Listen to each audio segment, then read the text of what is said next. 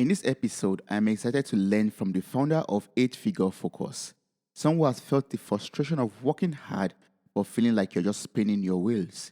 He is a graduate of Thomas Edison State University with a finishing grade of 4.0. In this episode, we'll be dissecting topics about creating capacity and humble honesty. Hello and welcome to Mirror Talk Podcast. Your moment of greatness starts now. How are you doing, Scott? I'm doing well. Glad to be here. Glad to have you here. Thank you so much for joining me today on this episode of Mirror Talk. Can you tell me about yourself? Yeah. So like you mentioned, I'm the founder of a firm called 8-Figure Focus. And what we really do, our specialty is taking founders and their businesses in that 7-figure million to 9 million territory and giving them the systems and processes that they need to go to the next level, to break that $10 million barrier and to actually enjoy the success. Because what tends to be holding them back isn't so much whether or not they have a great product or a lot of the external things that we point to. What tends to be holding them back is the way that they're relating to the business themselves.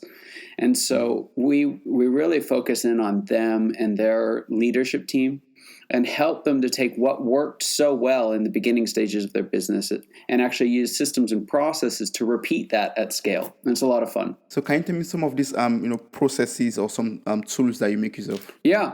So what we've found is there's 3 problems that successful founders face, right? So if you take the very early days of entrepreneurial, just trial and error, the folks who can get through that, there's this period, we call it fun. We call it the stage of business, just fun.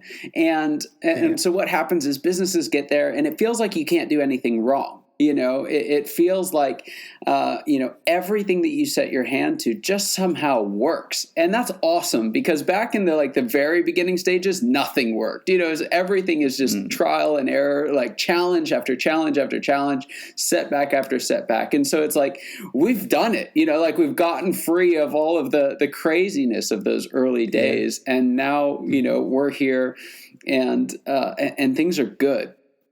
But what happens is the business continues to grow and grow. And as it does, it gets more and more complex inside the organization.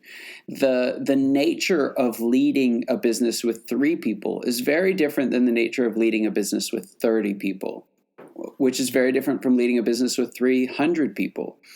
And so as a leader, what happens is we get really good at playing the game in that fun stage. We get really good at doing what it is we do. We get a few of the right people and just everything seems to work. But then at some stage it doesn't. And it creates these 3 problems for founders in particular.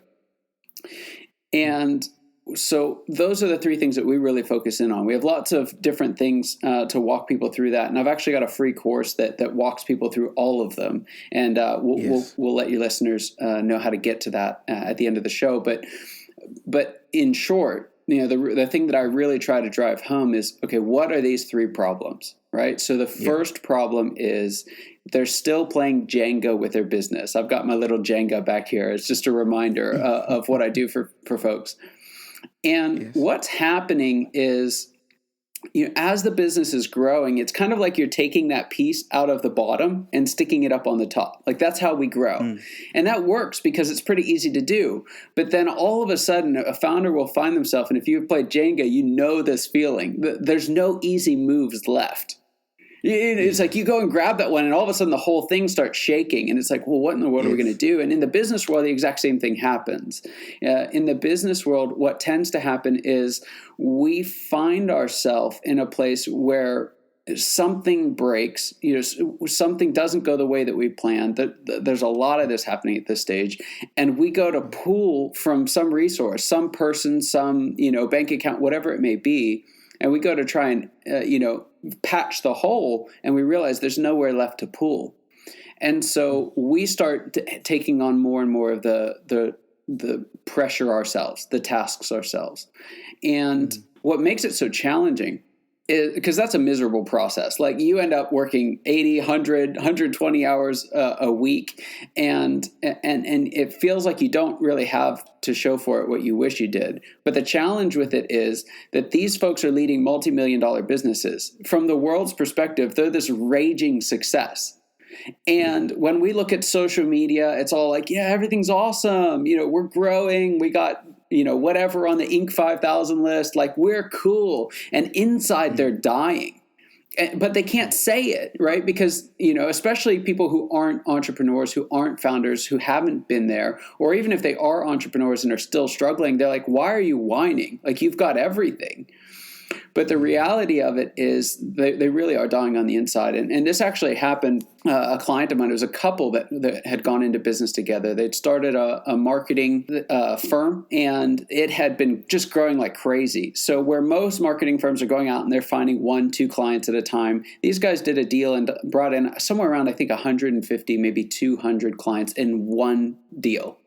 And they're like, wow. Yes, now what do we do? And so they just went after it. It was all hands on deck all the time.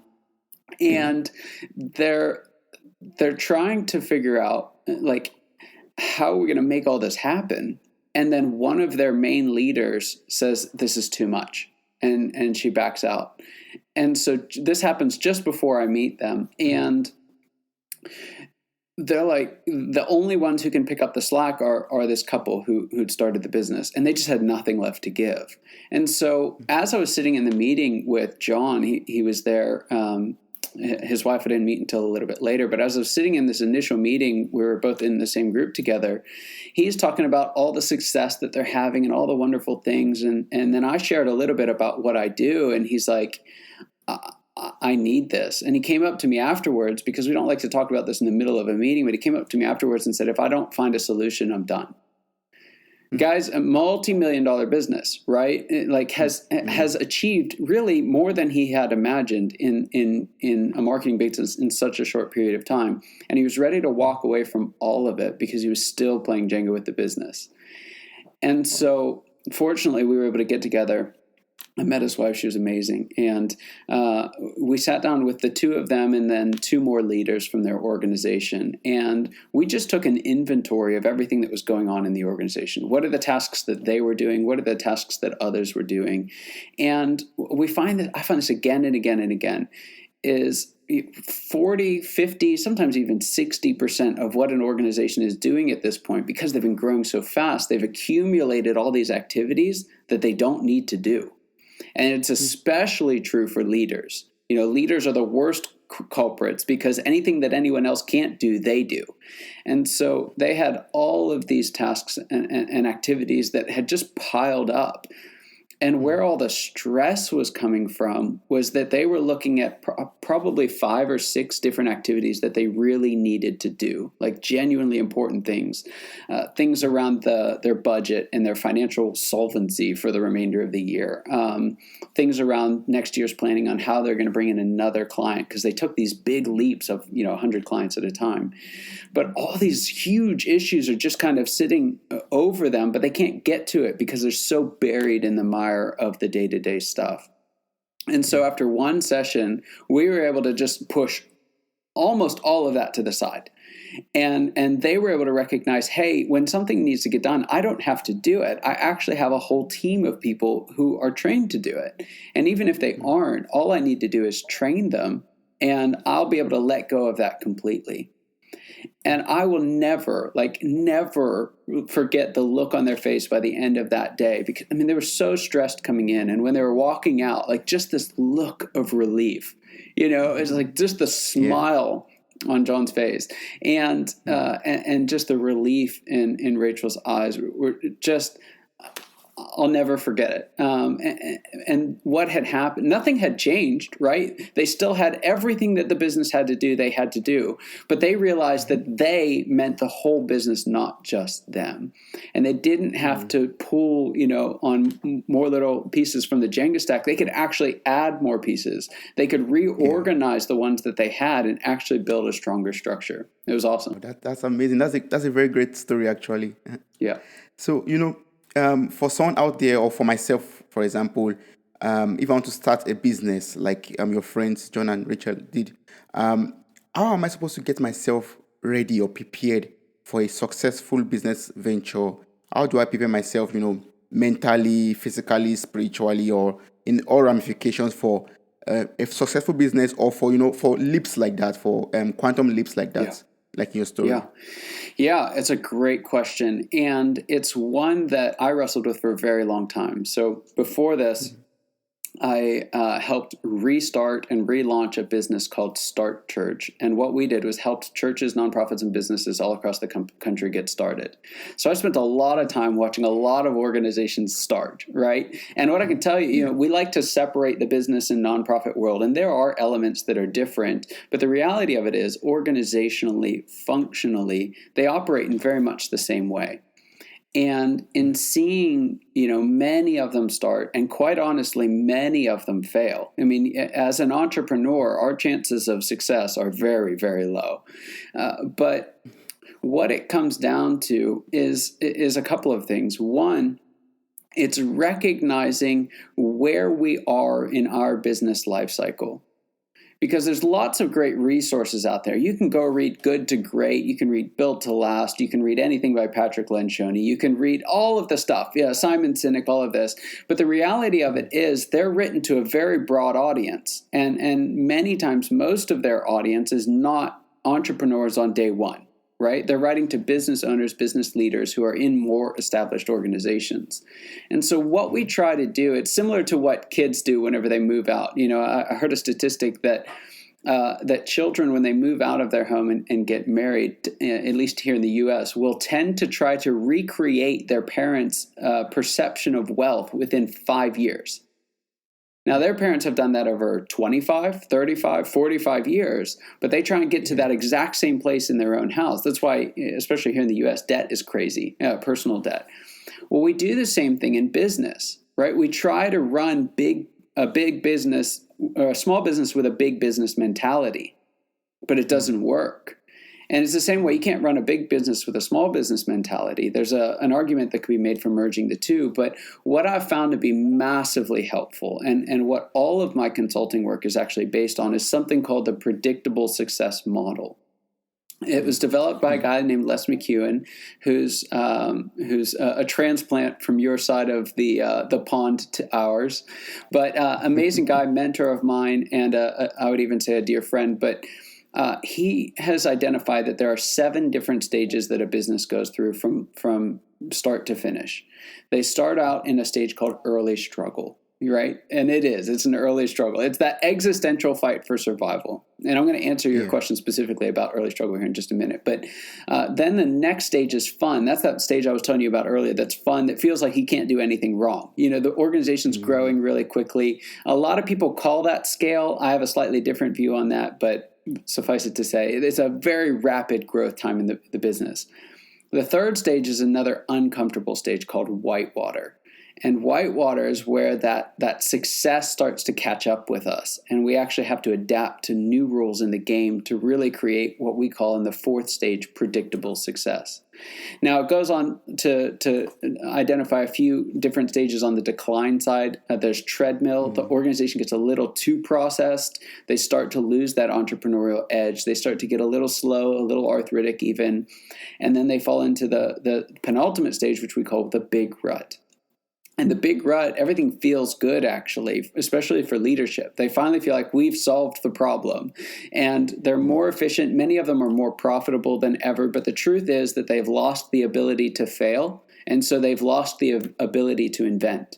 And that's why you see giant names from 50 years ago. If you look at the Inc. 500 list from 50 years ago, less than 10% are still on that list today, because they've fallen trapped to that big rut mentality. And then the final stage, the only place to go from big rut is into death rattle, where there's a little bit of spark at the end, but it's just not enough to save the organization. And it's the full life cycle of a business.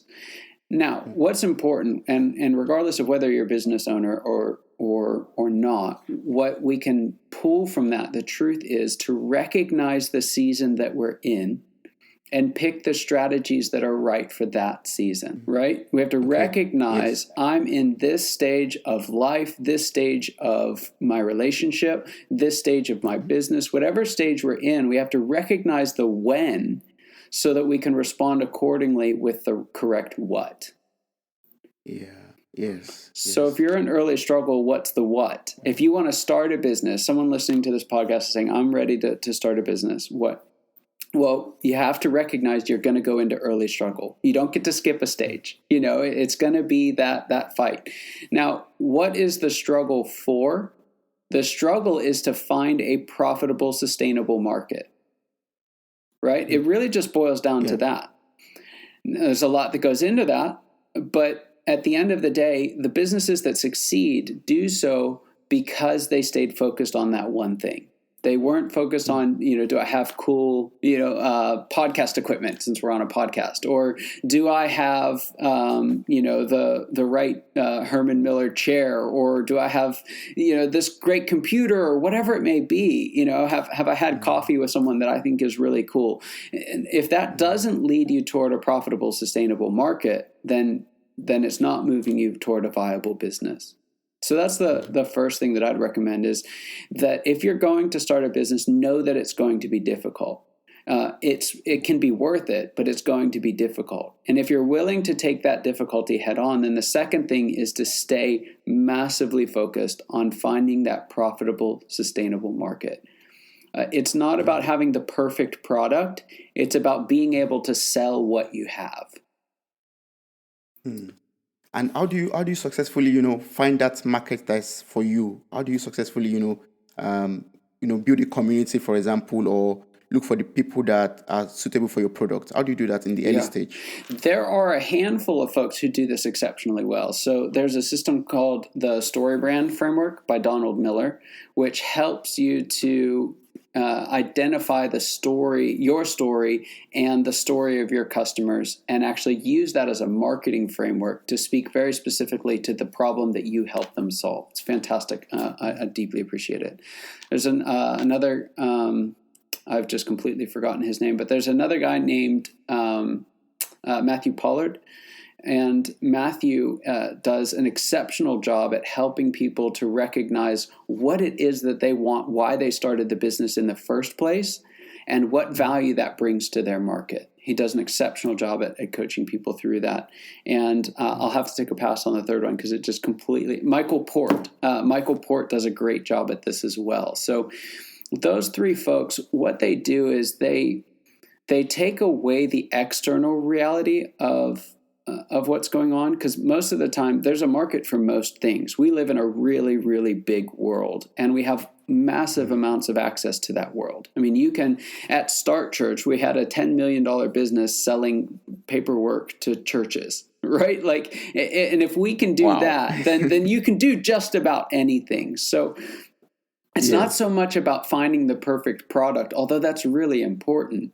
It's about finding your spot in the world, really, and then learning how to communicate that effectively to others. And those three gentlemen and the systems that they've created are incredible at helping folks do that. Wow, that's good. That means for you to come out successfully out of the early struggle stage or phase, one has to really be focused and find the right market. Don't focus on the beauty of the old process or the kind of laptop or the kind of equipment you have, but reaching out to your customers actually. That's right. And it doesn't look glamorous. We have this idea of entrepreneurship and starting your own business as this really beautiful thing. And it is, but it's beauty hidden in a lot of hard work.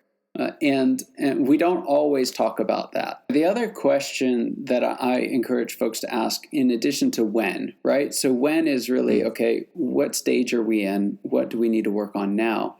But the other question we need to ask is, who do we need to help us get there?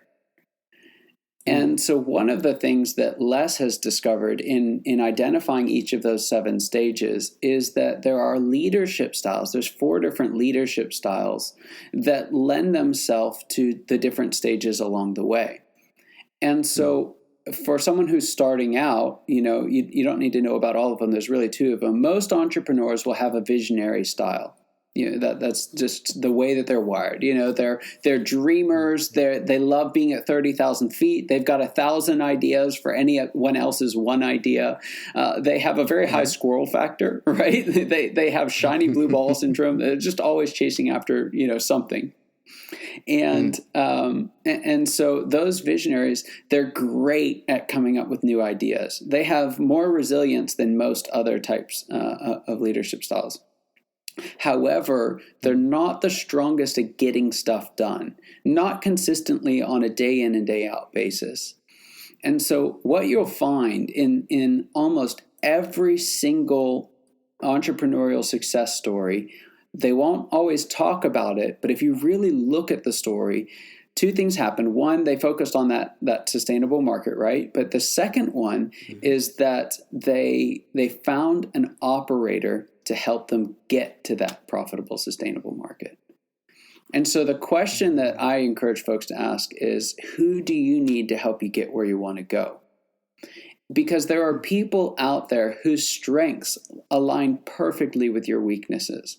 There are people out there who that task that you're dreading doing at 3:00 this afternoon, and you've been putting off all day. There are people in the world who love doing that task and would do it all day, every day, and it would fill their tank to do it.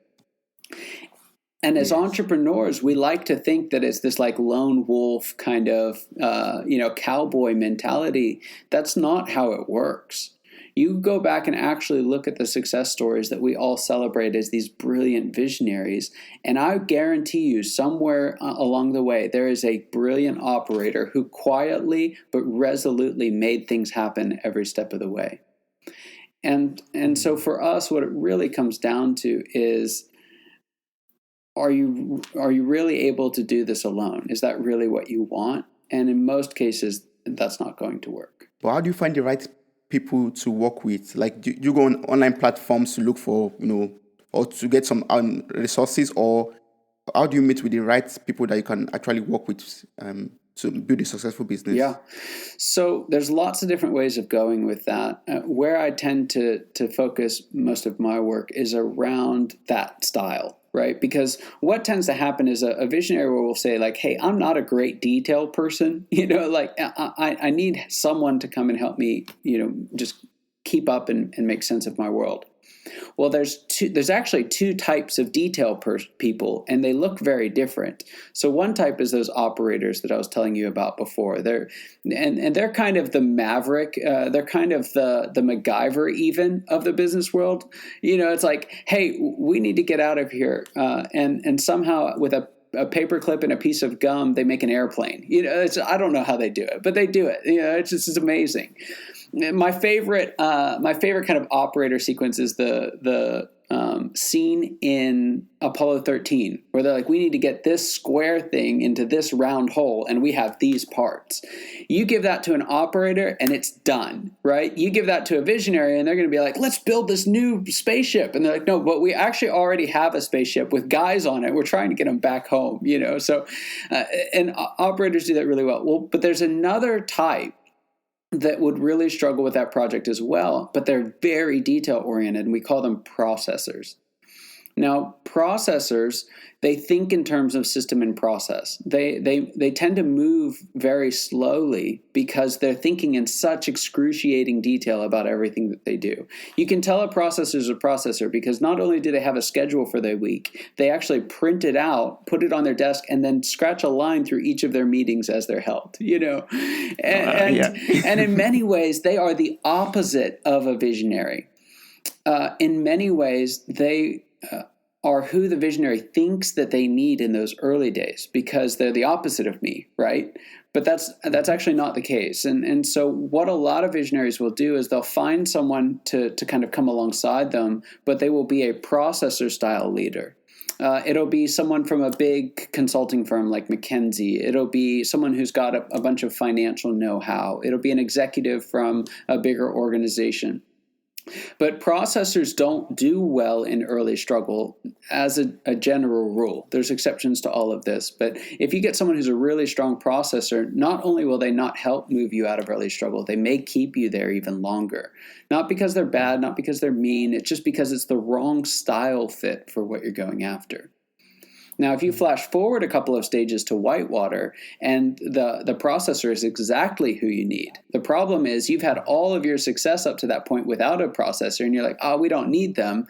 And it actually takes business owners quite a while to recognize their need for a processor as a leader in their larger organization.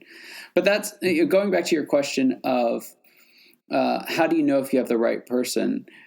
From a style standpoint, you really want to make sure that they're operators. Now, there's a fourth style, which is synergists. And those are the folks who they love to have coffee with everybody.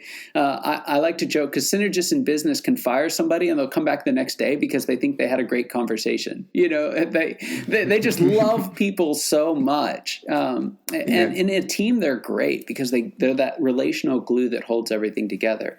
But in the early days of a business, you ask a synergist to go and drive sales and marketing, they're going to have coffee with everybody and their brother. They're going to have a lot of friends by the end of it, but you may not have any sales. And so we'll tend to see these people who are highly relational and say, I need that guy to connect me with all these people. And to a degree, that's true. And sometimes you'll have synergists that have a good blend with that operator style, and it's helpful. But just because they have those connections doesn't mean that they can monetize them. In fact, many people who have the strongest connections don't monetize them. That's why they have all those connections. And that's a great skill to have, but it's not going to move your business forward, right? So Yes. that's really the first thing is, do they have an operator style? If they don't, I'd be highly skeptical of whether or not they're a fit. Now, and there's actually a free quiz that you can do this. If folks get the course that we've talked, there's a link to it in there. And so I'd recommend everyone go and grab that. And they'll get the quiz and they can give it to whoever they want. And so they can test new people coming in and see if they have that operator style. They can find their own style as well. It's a lot of fun. Second thing is you have to like them.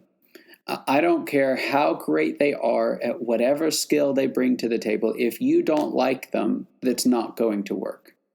And that's not necessarily socially, the right thing to say. We want to like everybody. We want to be inclusive. We want to be all those things. I'm all for all of that. But especially in a new business, you have to have chemistry.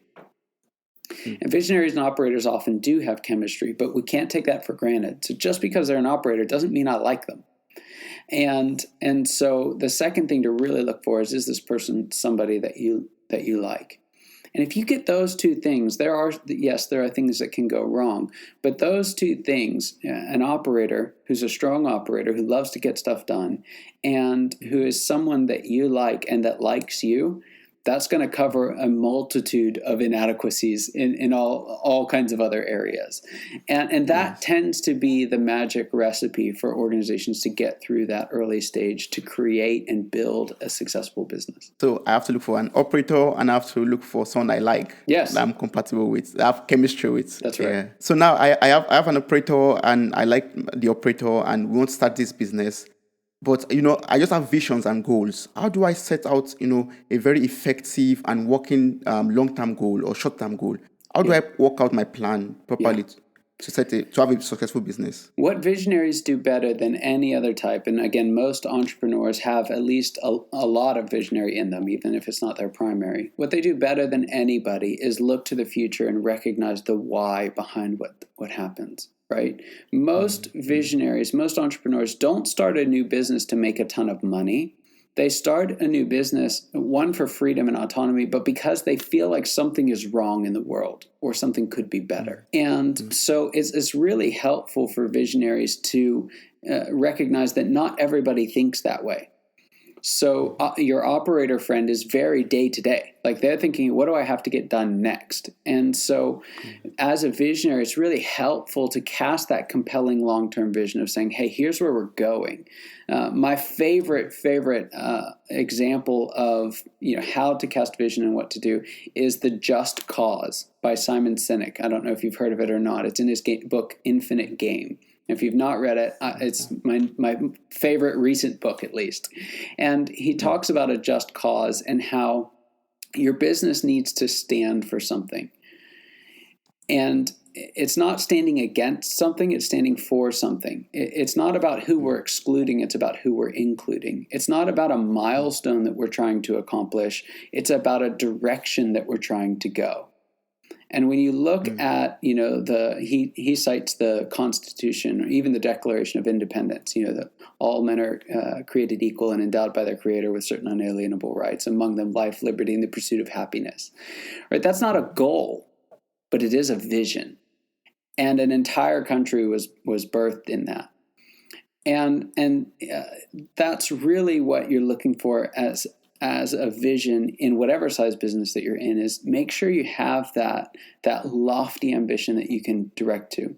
Because what will happen is employees will align to that, your customers will align to that, and when it gets really hard, it's that vision that's going to keep you going.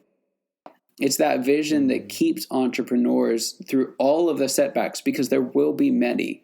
Chances are there will be many. But it's that vision that keeps them going day in and day out. And so, I encourage, take a moment to write it down.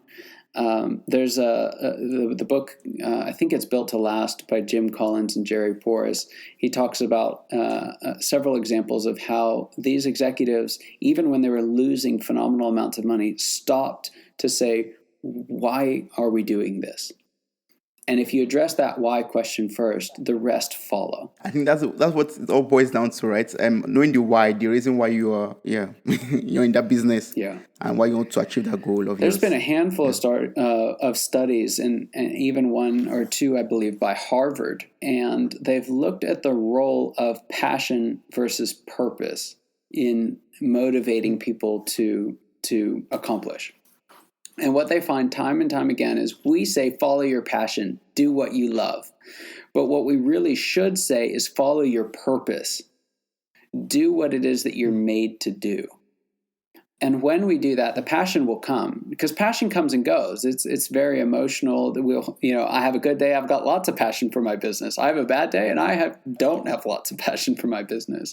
But my purpose is it's not static, it's dynamic, but it's always there.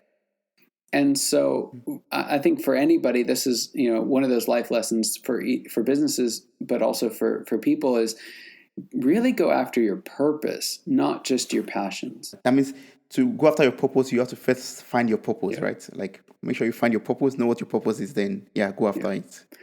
Yeah. So I love to play soccer. I'm passionate about soccer, but you would suck all the joy out of it if I had to do it for a living.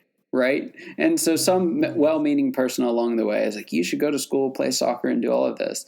But that would have been really, really bad advice for me to follow, because it actually would have taken away the passion that I have for it. Now, my purpose is to help business owners to enjoy the success of all of their hard work, and to help them create great organizations that people love to go to.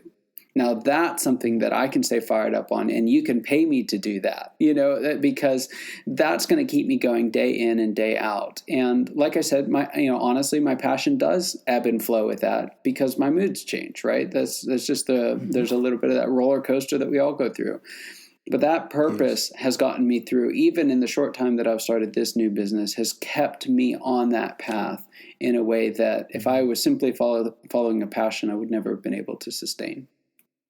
Yes, excellent. So now to combine two things you said earlier, you made mention of purpose right now, and then earlier you made mention of this predictable success model. So how can I combine both of them to ensure that my business continues to grow, even in a time of crisis, like having in a pandemic, for example, or a business crisis or economic crisis? How do I combine my purpose with this predictable success model to ensure that my business continues to grow? Yeah. So I actually did a series. We talked about when before, right? And I tried to come up with a great, here's how you respond to COVID. But then I realized, no, it actually depends on where you are, where your business is right now as a result of COVID. And so I tried to get away with one easy answer for everybody, but recognized pretty quickly that there was actually a different answer, and in many cases, an opposite answer, based on where a business was in the life cycle. So on 8figurefocus.com, if you search for COVID, you'll find there are 6 different articles that I wrote in there about how to do it. Now, if you're a new business owner, there tends to be a rise in the number of new businesses created in the midst of an economic crisis because a lot of people have lost their job. Unfortunately, there's a corresponding rise in the number of business failures and the percentage of business failures because you have a lot of people who it's not their choice to create a new business, it's a necessity for them. And so where you'll see, and people are all over the map, anything from 60 to 90% of new businesses fail. Well, that number will jump up to like 80 to 95 to plus will fail of businesses that are started in an economically difficult time. And that's for a handful of reasons. One, you have people who aren't visionaries who can't find operators. We've talked about that before. The other part of it is it's just very difficult. When there's not a lot of money moving around, it's very, very challenging to get access to that. When it's easy, when money's flowing freely, it is a lot easier to start a business. But the silver lining is some of today's biggest new businesses. There's Slack, and I'm forgetting a couple of the others that had started around that same time. But if you go back to the 2008 financial crisis, there are a number of massive, billion-dollar businesses now that were started in the wake of the 2008 crisis. And so what that tells us is if you can get your business off the ground in the midst of a crisis, if you have the guts and the ability to hang in there and pull it through, there's actually a very high likelihood that you'll succeed in later stages of the business because you know how to do hard things. As an organization, you have the internal foundation, the internal belief system that we know how to overcome.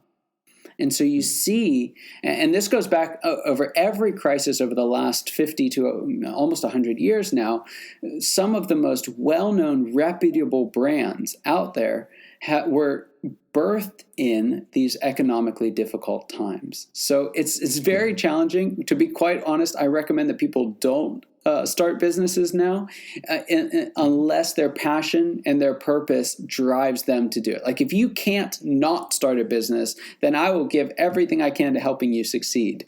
If you can not start your business now, it's probably a good idea because it's a very challenging time to do it. But if you do it and you get through, the rewards are pretty staggering. That sounds promising, actually. Yeah. So wait, now I'm at a crossroad, right? I have to make a decision either to continue with a business or stop the business. What are the factors I'm supposed to consider while making my decision? Yeah, it's a great question. To an extent, if you can, so here's my best advice: give yourself another valid option. If you give yourself another valid option, there are lots of jobs out there today. And if you can give yourself another valid option to move to, then you now have a choice. And if you have a choice, you are king of the world, right? Where we get ourselves stuck is when we try to keep a business afloat because it's our only option. And if you're trying to keep a business afloat because it's your only option, your chances of failing are significant. And so if someone's in that struggle, like, I don't know kind of phase, then what I tell them is give yourself another valid alternative. Go work for another company that's very entrepreneurial. Go find another job that would be very safe. Partner with somebody. And once you have that valid option, you will get a much, much clearer picture of whether or not you should keep going with your business. I found so much clarity in finding something else that was awesome and saying no to it because at that point, I really knew that I needed to start this business. Right? And so the absolute best thing you can do is to give yourself another valid option. So you won't say, okay, persevere, just keep on pushing, keep on pumping energy. That's what we like to say, but in good faith and in genuine honesty, no. The vast majority of new businesses fail. And so if the vast majority of them fail and we tell them all to persevere, we're delaying the inevitable and extending their pain. And that's not a fun thing to say. I mean, it breaks my heart. I wish that 90% of new businesses succeeded. I really, really do. And I'm doing everything that I can to help them and push that number up as much as I can. But the reality of it is it's not for everybody. It's not for every new product idea. Lots of people say you're one idea away from $1 billion, but that's bogus. You're one idea and a lifetime of hard work away from $1 billion. And for those who love that, awesome.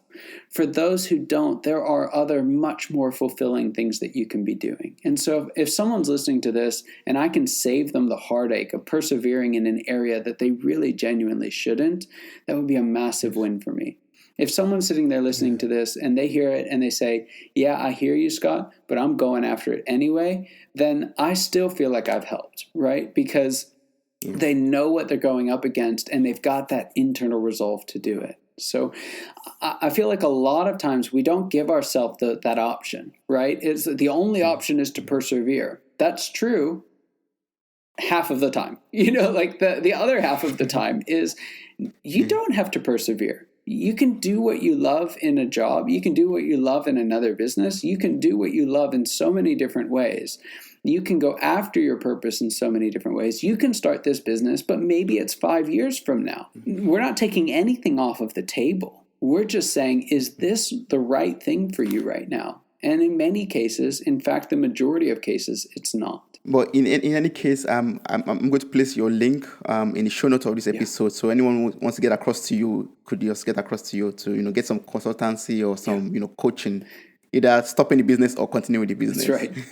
So, and folks don't have to pay anything. I've actually got my ambition is to outgive the market. I want to give more than I ever get back from it. And so one of the things that I've done is I've put together a free course that comes with an accompanying ebook that will walk people through. And this is really geared toward those kind of 7-figure businesses that are dealing with the challenges of success, but there's so much to learn in there just from a principle standpoint for everybody. But I took all of that, all the work that I do, that clients pay me, tens of thousands of dollars to do with them and their team. I've put all of that for free in a course that people can access 100% for free. So folks can go to capacityarchitect.com/book and they'll find it there. Yes, that will also be placed in the show notes. Then you could just click on it and go there. Yes. So I'm a client of yours now, and I have a team. Okay, I'm assuming I have a very successful business, and I need a lot of people to work for me. How do I cultivate like a good or the best working atmosphere for my team? And what kind of culture should I have, to ensure that everything works properly well? Yeah, so there's several stages to this, and we spend a lot of time on it in the course. So I don't want to overwhelm people with data overload in a podcast. It's not fair to them. But one of the things that I found, I was working with it was actually a nonprofit. They were working on multiple different continents, had grown really fast, and they were frustrated. As a leadership team, they were working really, really hard, but there was a disconnect between the leadership team and everybody else. And nobody, like the rest of the company, it wasn't that they didn't want to work or that they weren't committed to the organization. It's just that the organization had gotten so big that the founder didn't have direct access to everybody. So many founders, when you're starting an organization, you thrive by just being the vision. And once an organization gets big enough, once you start having 20, 30, maybe 50 people in an organization, you stop having direct contact with everybody regularly. And when that happens, what you need to do is you need to actually start to structure the culture of the organization. So what happened naturally before, we actually need to do in a semi-structured way moving forward. And so there's lots of ways to do that. But basically, one of the things that I recommend for folks is to put together what I call a decision-making playbook. And that's exactly what Jeff did with his team. So kind of, to tell the story just very, very briefly, I started working with them and they were maxed out, like 100%, 110%, like people's blood pressure's through the roof. People are burning out. It's just an uncomfortable time to be a leader in the business. Meanwhile, a bunch of their employees are actually kind of bored because they're confused about what's going on. They don't know what to do. And they're just wondering, where's this organization going? And so it's like, how can those two things exist in one organization? And it was just because they hadn't communicated where the organization was going and how to make decisions at every level of the organization. And so what we did, we sat down together and we created this decision-making playbook that walked every single employee through, why do we exist as an organization? What difference do we make? Where are we going? What are our strategies as an organization? What are our goals as an organization? What tactics do we need to use that are better than other tactics? Because we can do all kinds of activities, but that doesn't mean that they're going to take us toward our mission and culture as an organization. And so what we did is we actually went through a process of identifying what those things were, what was their mission, their vision, their values. And in doing so, we created this playbook that they then distributed to all of their staff. Fast forward a couple of years, they merge with another organization and triple in size.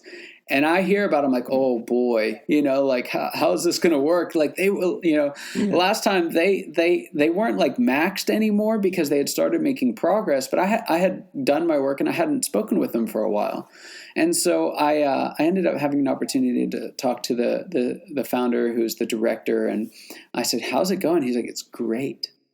I was like, wait a second, like, surely you tripled in size. He's like, no, it's actually great. Like, there was so much clarity in the organization, and they knew so well how to continue to kind of distribute and contribute clarity throughout the organization that everybody jumped on and was moving in the same direction almost automatically.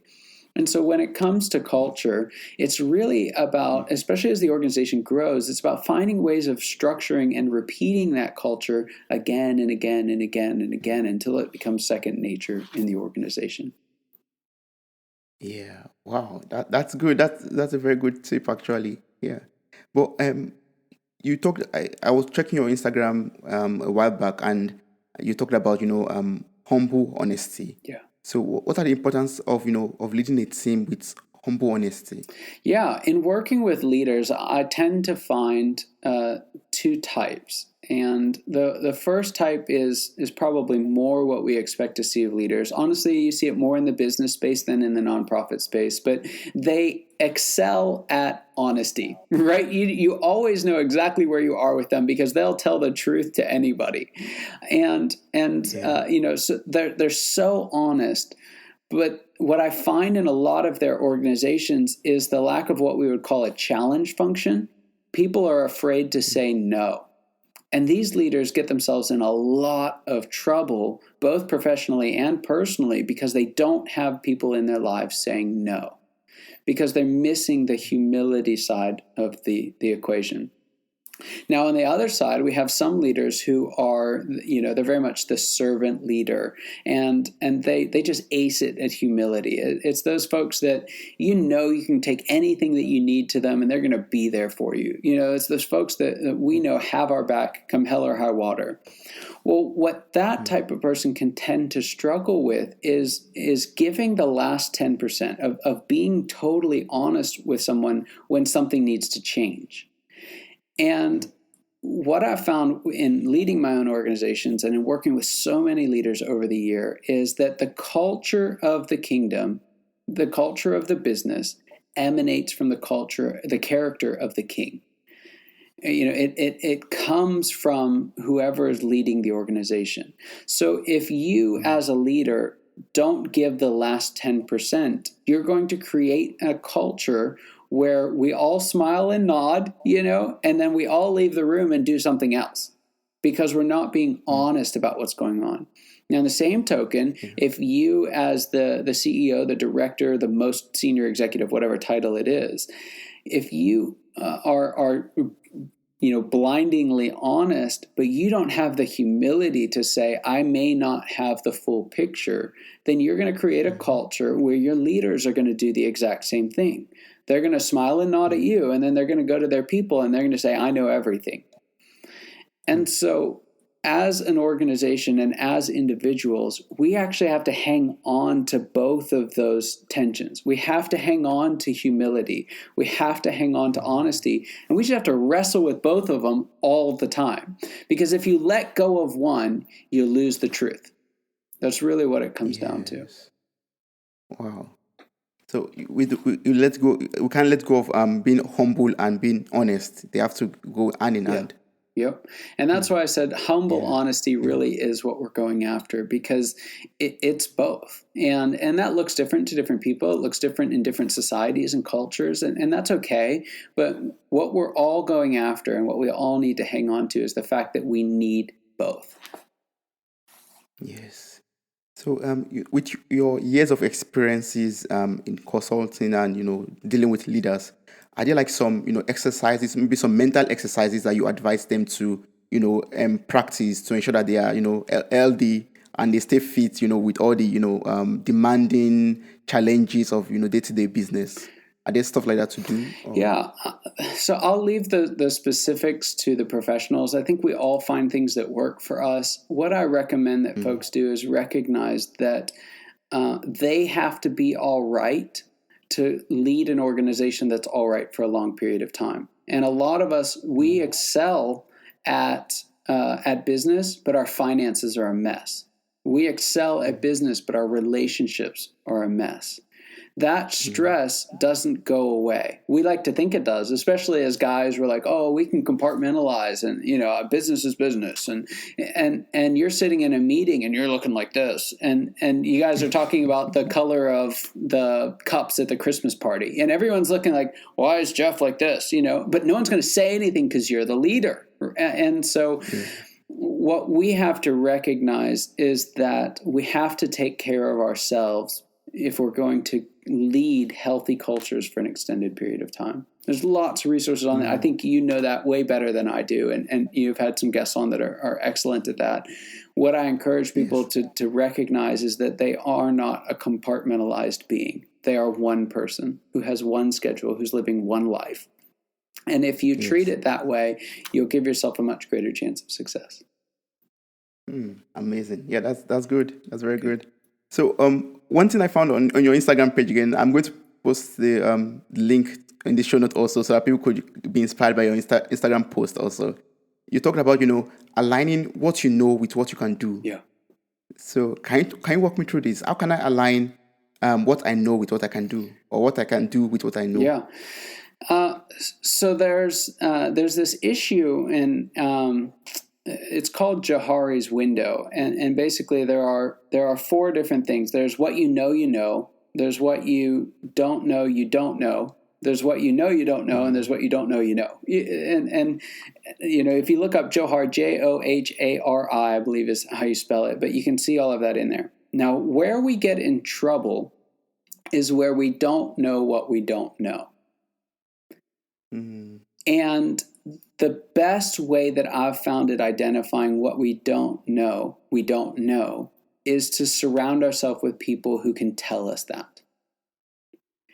It goes back to the whole conversation we had about humble honesty, right? I have to be confident and honest in what I know, but I have to be humble enough to recognize that is only a very, very small piece of the puzzle, a very, very small fraction of the pie.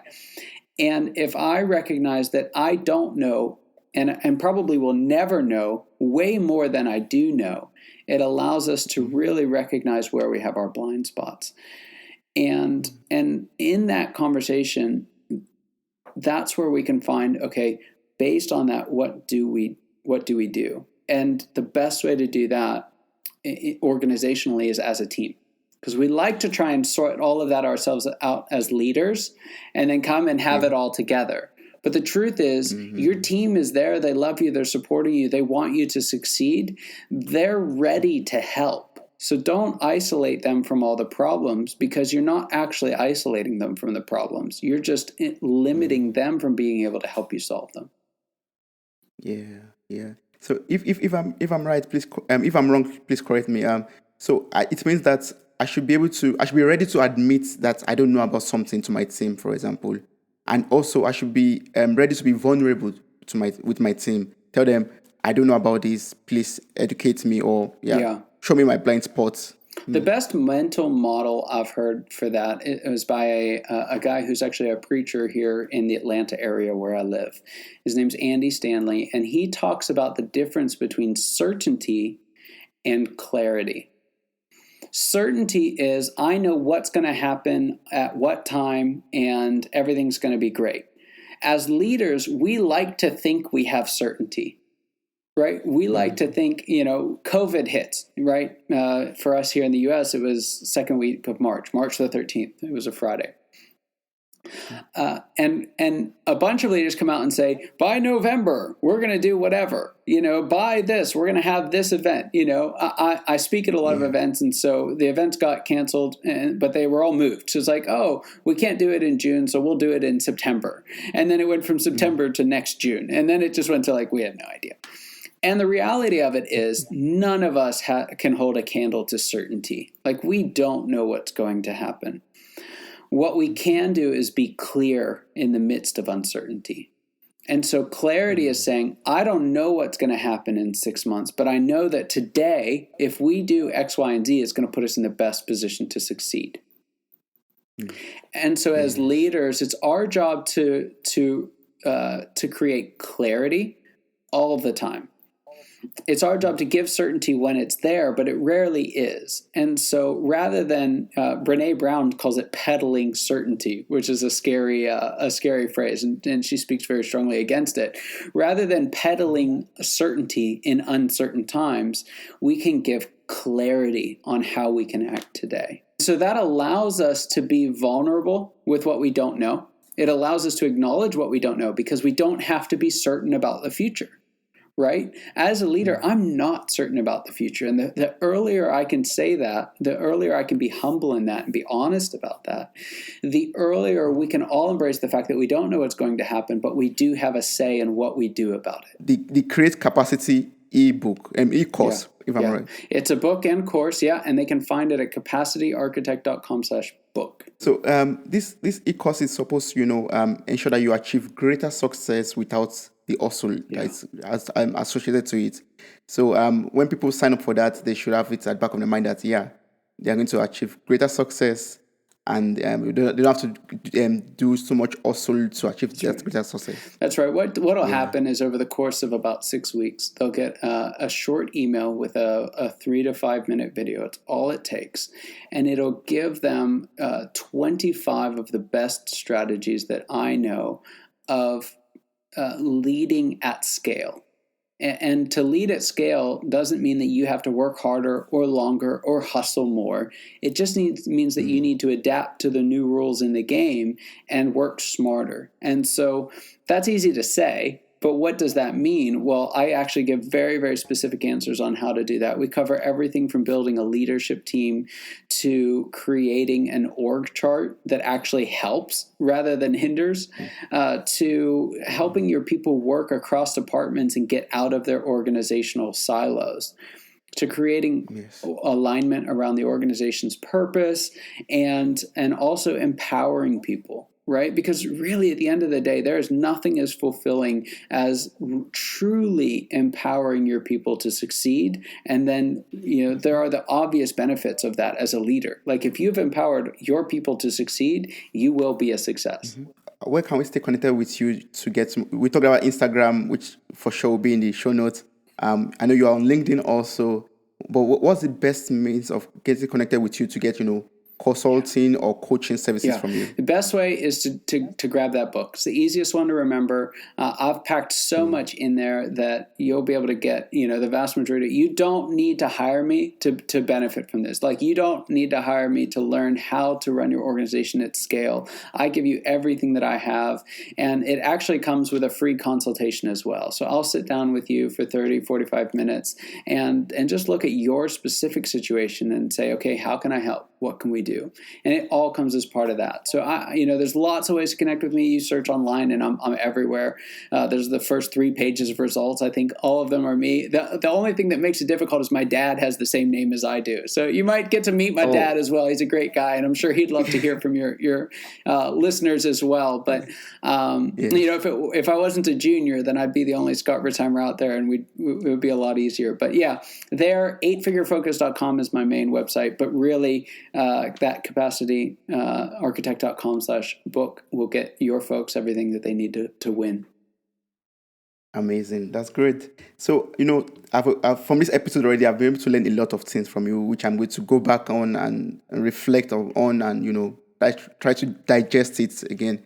But are there still other things you would love to talk about, which I've not asked or we will not cover during the conversation? Yeah, no, this was great. I think that, if I were to leave everybody with a remark, it would be to recognize the when, and also recognize that you don't have the whole picture. Alone takes a long time.